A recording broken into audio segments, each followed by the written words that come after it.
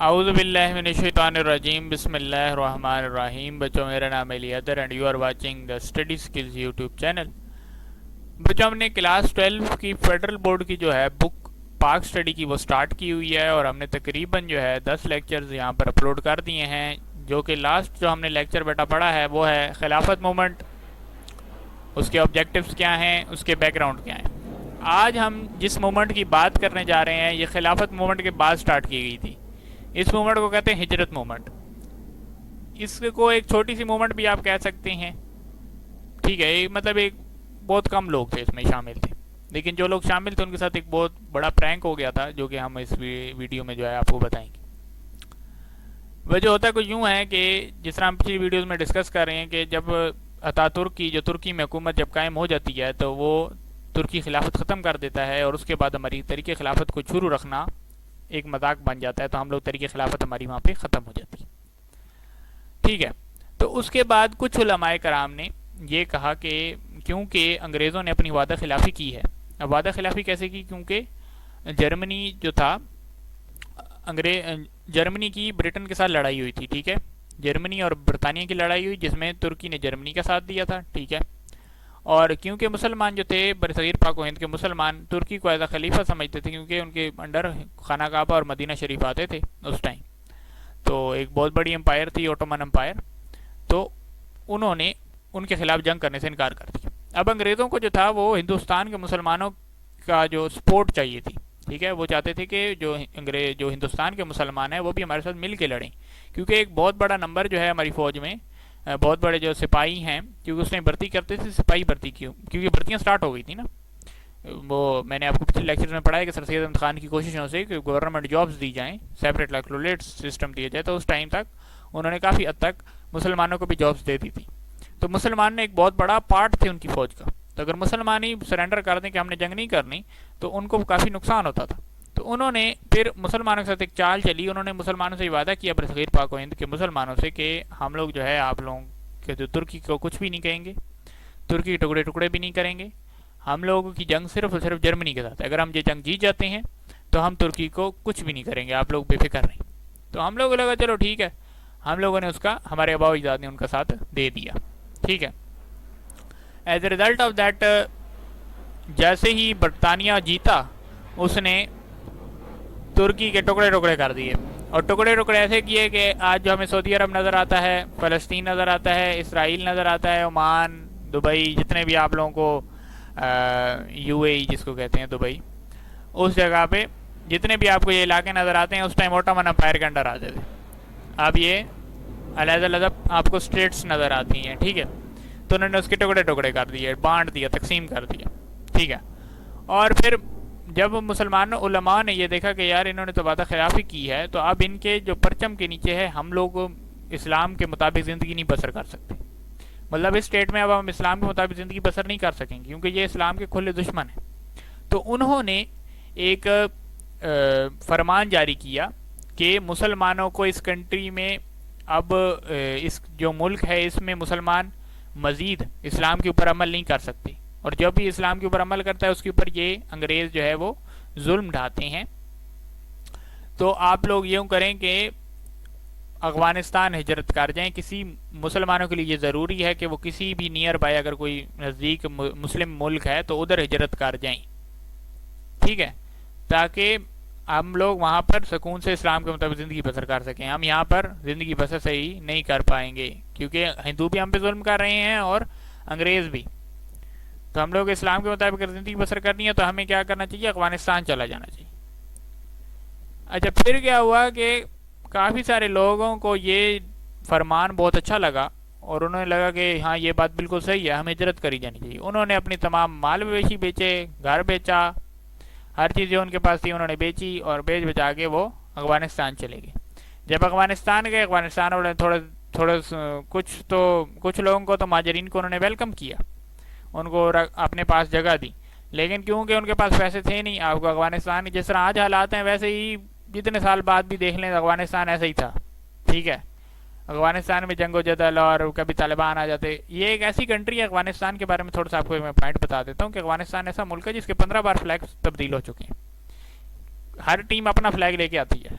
ٹھیک ہے. جو حکومت کرتا ہے وہ اپنا فلیگ. ابھی دیکھیں نا جو پچھلی گورنمنٹ تھی افغانستان میں, ابھی میں آپ کو اگزامپل دے دیتا ہوں. پچھلی جو گورنمنٹ تھی افغانستان میں, اس کا فلیگ کیا تھا؟ وہ ریڈ کلر کا, گرین اور بلیک, اور سینٹر میں وہ ایک نشان بنا ہوتا تھا.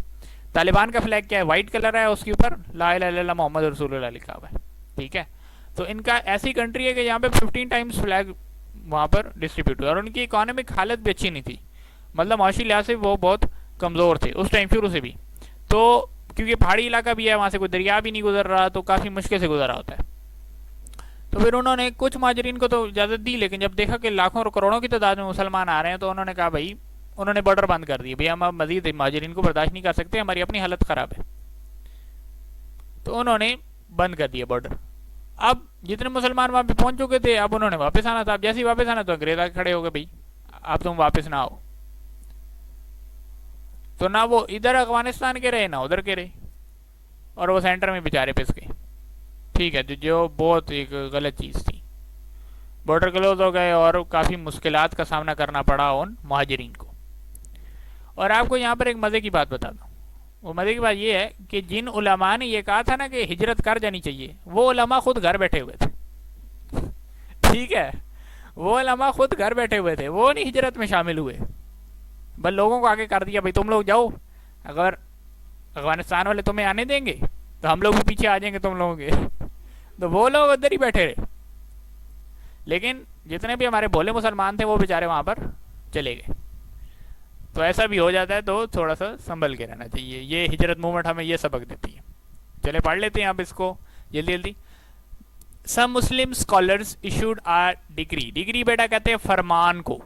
ٹھیک ہے, مطلب فرمان دے دیا, حکم دے دیا, اسپیچ دے دی, بیان دے دیا, جو آپ کہنا چاہتے ہیں. Urging Muslims to migrate to any nearby Muslim country.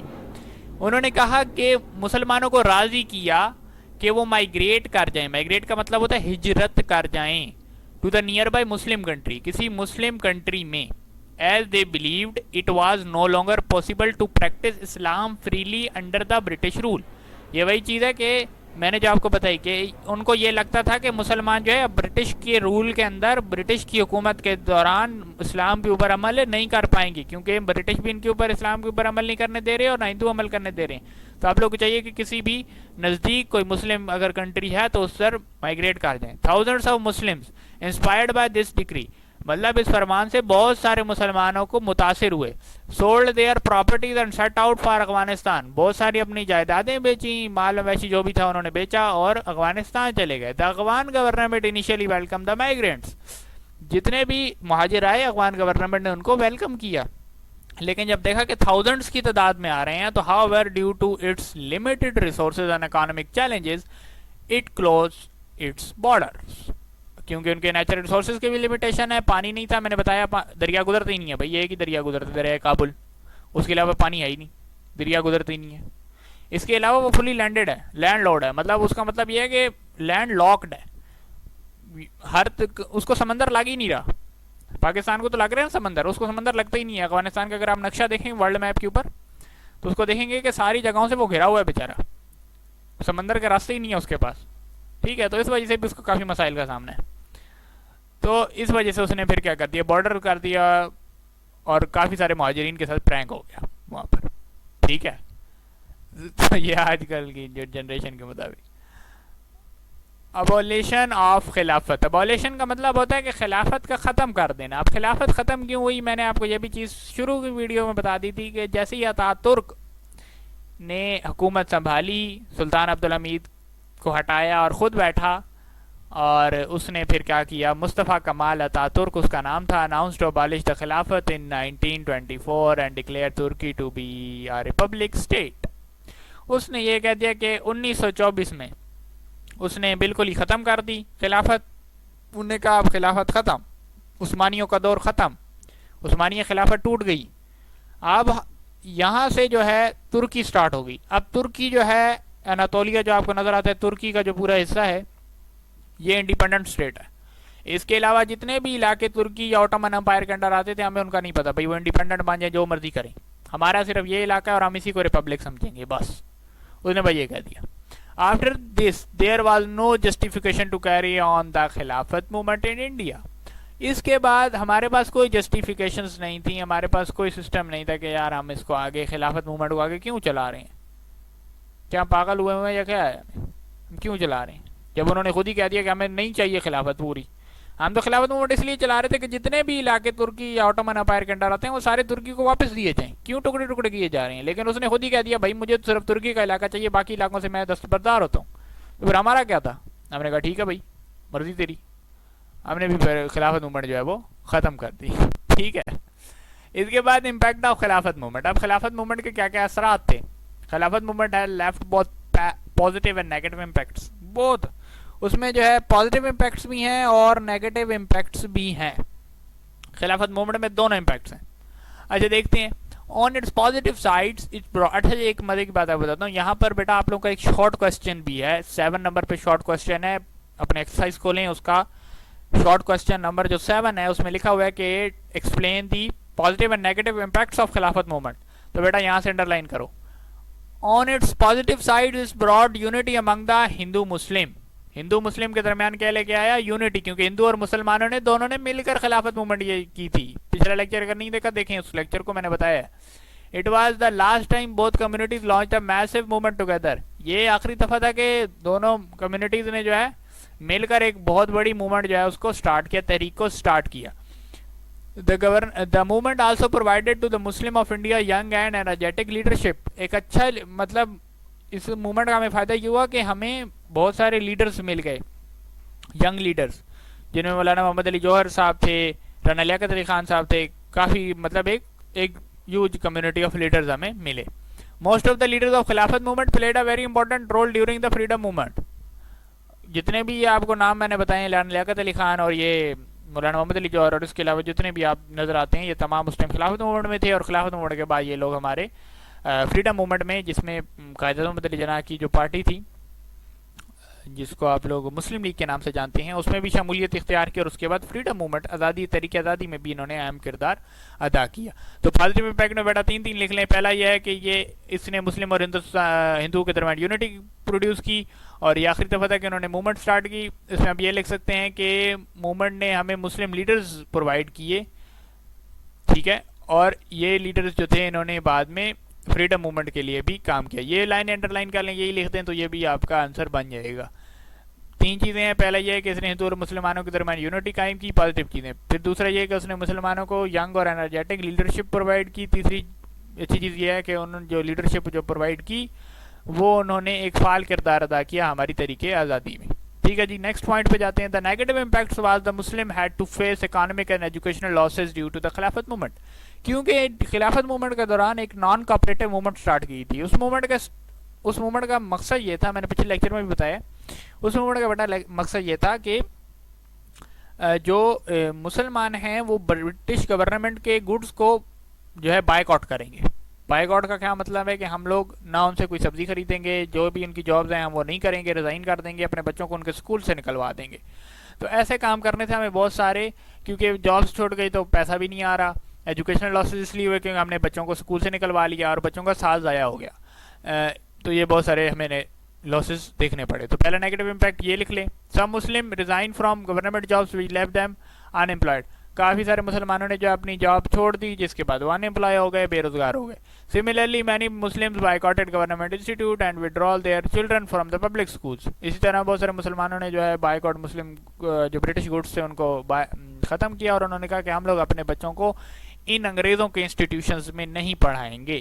تو انہوں نے ان کو نکال دی، اپنے بچوں کو وہاں سے نکلوا لیا، جس کی وجہ سے ہمیں بہت سارے ایجوکیشن لاسز کا بھی سامنا کرنا پڑا. The boycott had adversely affected the education of the Muslim children leaving them behind in their studies. Following the instructions of ulama, some Muslims made unsuccessful efforts to settle in Afghanistan, which also increased the miseries of the migrants. وہی چیزیں جو میں نے آپ کو بتا دی ہیں. مطلب ایک تو یہ تھا کہ بہت سارا ایجوکیشن کا لاس ہوا مسلم چلڈرنس کو کیونکہ انہوں نے سکول سے نکلوا لیا. اور دوسرا یہ کہ مسلم جو ایک انسکسیسفل اور جو علماء جو خود تو گھر بیٹھے رہے اور دوسروں کو انسٹرکشنز دیتے رہے کہ آپ لوگ افغانستان چلے جائیں، تو وہ لوگ افغانستان بیچارے چلے گئے، ان کو وہاں پر بہت سارے مسائل کا سامنا کرنا پڑا جو کہ ہم نے ہجرت موومنٹ میں ڈسکس کی وہ چیز ہے. ٹھیک ہے بیٹا. تو امید ہے آپ کو یہ لیکچر اچھا لگا. اگر لیکچر اچھا لگا ہے تو ویڈیو کو لائک سبسکرائب اینڈ شیئر کریں اپنے فرینڈس کے ساتھ تاکہ ان کو بھی فائدہ ہو. Thank you very much. Allah